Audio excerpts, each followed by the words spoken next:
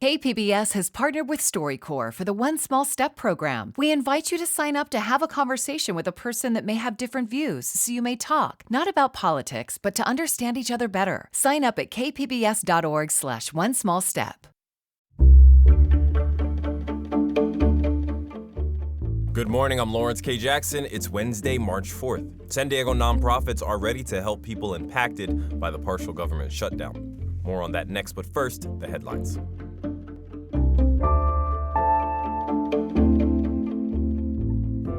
Military bases here in San Diego and across the nation have increased security measures following the U.S.'s attack on Iran.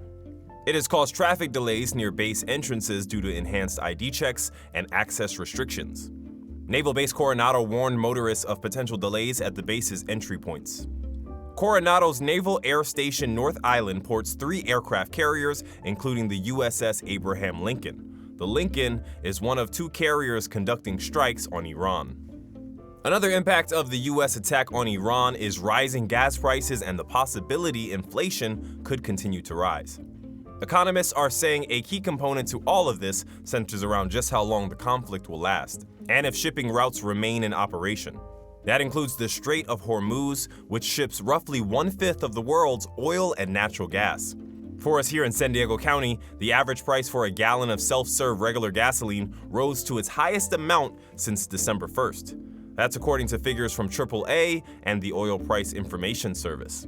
However, gas prices at the moment, both here in San Diego County and nationally, are still a cent or two less than the year prior. San Diego Unified is expanding its free transitional kindergarten program. Next year, 180 spots will be added, as well as 9 new classrooms. Qualifying students must be 4 years old on or before September 1st to enroll in the upcoming school year. According to San Diego Unified, TK serves as a bridge between preschool and kindergarten and offers a play-based environment where children can develop critical academic and social-emotional skills. All of the district's elementary and K-8 schools offer free TK, except Virtual Academy and Mount Everest. Families are being encouraged to apply before March 22nd for the best chance at getting a spot in their neighborhood school. From KPBS, you're listening to San Diego News Now. Stay with me for more of the local news you need.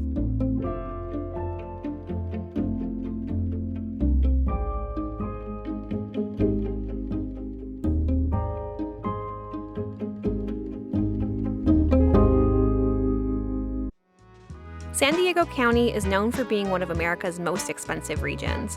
KPBS's new series, Price of San Diego, explores the real cost of living, from rising grocery prices to car insurance premiums. Follow our series at kpbs.org/Price of San Diego.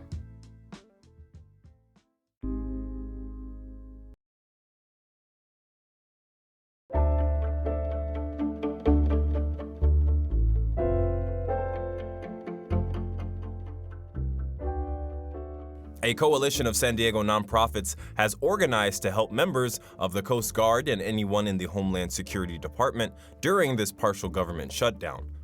Military reporter Andrew Dyer says the groups haven't yet seen a need for support, but are ready if and when they do. The group includes the Support the Enlisted Project, 0800, Armed Services YMCA, the San Diego Military Advisory Council, and Feeding San Diego. Ashley Kamak is the CEO of 0800. They provide social work services to active duty and transitioning military families. Collectively, let's make sure we can get them food, we can get them diapers, we can help support rent if that becomes a challenge. The partial government shutdown affects the Department of Homeland Security. That includes about 1,000 members of the Coast Guard based in San Diego. Tracy Owens is the Senior Military Relations Officer at the Support the Enlisted Project. She says they're ready should service members need help. So our focus is on military families in financial crisis. According to news reports, the Coast Guard's payroll is so far unaffected. Congressional Democrats say they won't agree to fund the department until it agrees to changes in immigration enforcement. Andrew Dyer, KPBS News.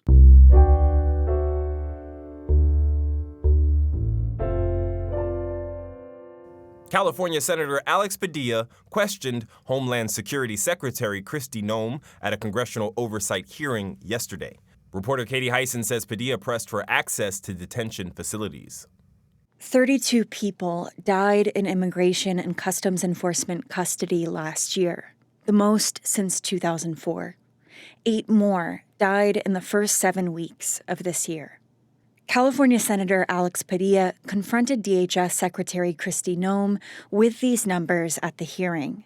Noem told him federal detention center standards are even higher than state or local standards. We provide medical care to all of our detainees, 3 nutritious meals a day. We take care of them. We keep families together. I appreciate the we response, continue to do but I that. have You to tell talk you about that I when we have unfortunate situations where individuals have passed away. I believe my own eyes when I saw. Padilla said despite court orders, DHS continues to refuse members of Congress unannounced oversight visits. The facility in Otay Mesa turned him away last month. Noem did not respond to access concerns. Padilla called for her resignation, firing, or impeachment. Katie Heisen, KPBS News. The Supreme Court weighed in this week on whether schools have to tell parents if their child is transgender. North County reporter Alexander Wen looks at what this means for a California law protecting students' privacy.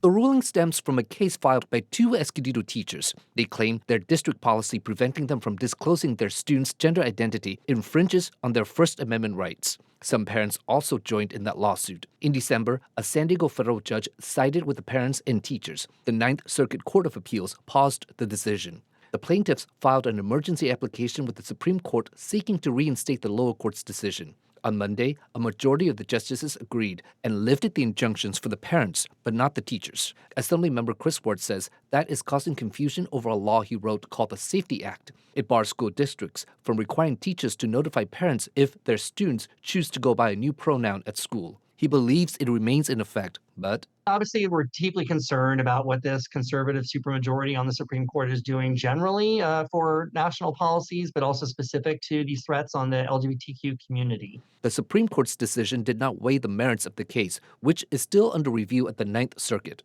A legal analyst says, regardless of how the Ninth Circuit decides, the issue will ultimately come back to the Supreme Court. Alexander Nguyen, KPBS News. Chula Vista will soon get new public park space along the water. Reporter Jacob Ayer says it's part of the Bayfront redevelopment project, which first broke ground back in 2022. Along Chula Vista's Bayfront, another new chapter is taking place. Just in front of the city's recently opened Gaylord Pacific Resort and Convention Center, a dirt lot with small shrubs will soon become a playground, splash pad, new landscaping, and pathways. This construction effort is known as the South Phase of the Harbor Park Improvements Project, says Port of San Diego Chair Ann Moore. To get here today, we had to tackle a lot of complex issues along the way. We had to clean up industrial pollution, upgrade sewer and stormwater systems, enhance electrical infrastructure, implode a power plant, expand H Street, and so much more. The area was previously known as Bayside Park. Once fully completed, the new park area will be twice as big as what's there now. The playground at Harbor Park is expected to be completed this fall, and the splash pad is expected to be open in early 2027. Jacob Ayer, KPBS News.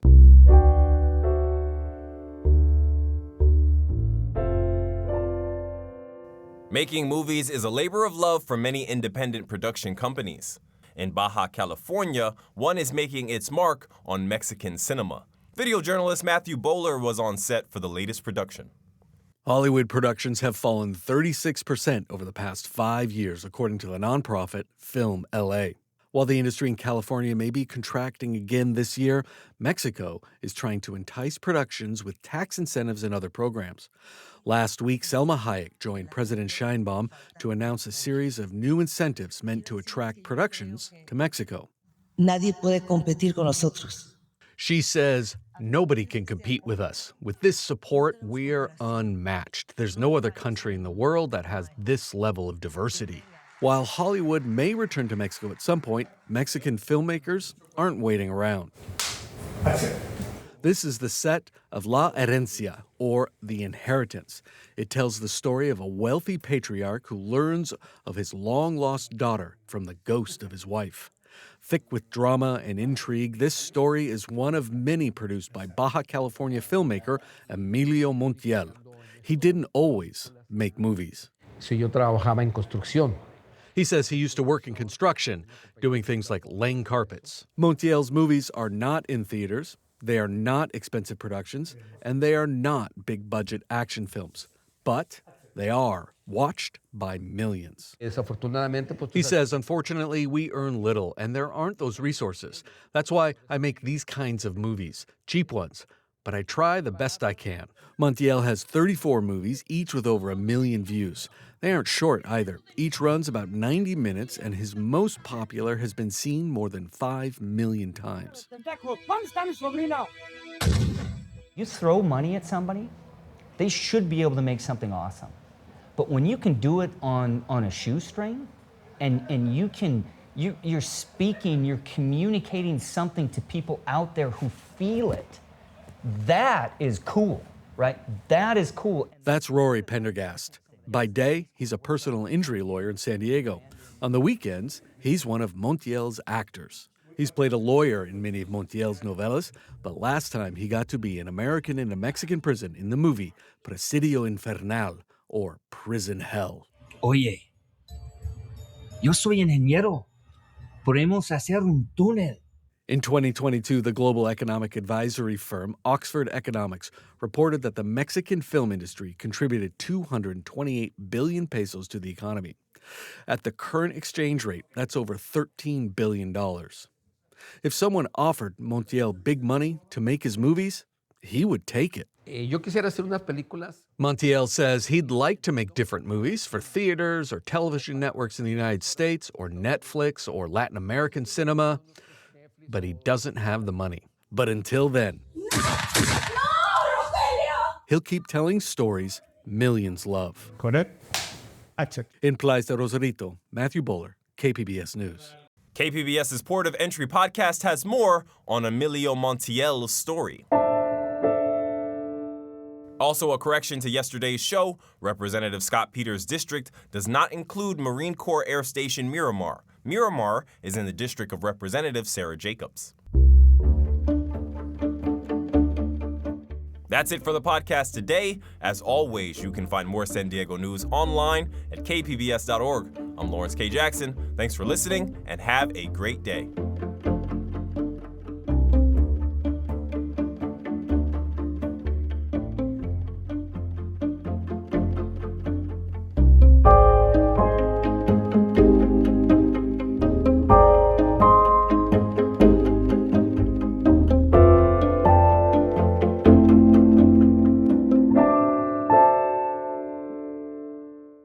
On KPBS Midday Edition, we're connecting communities through conversations.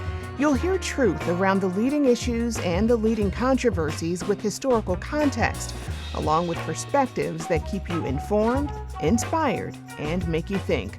Listen to the Midday Edition podcast and wherever you get your podcasts.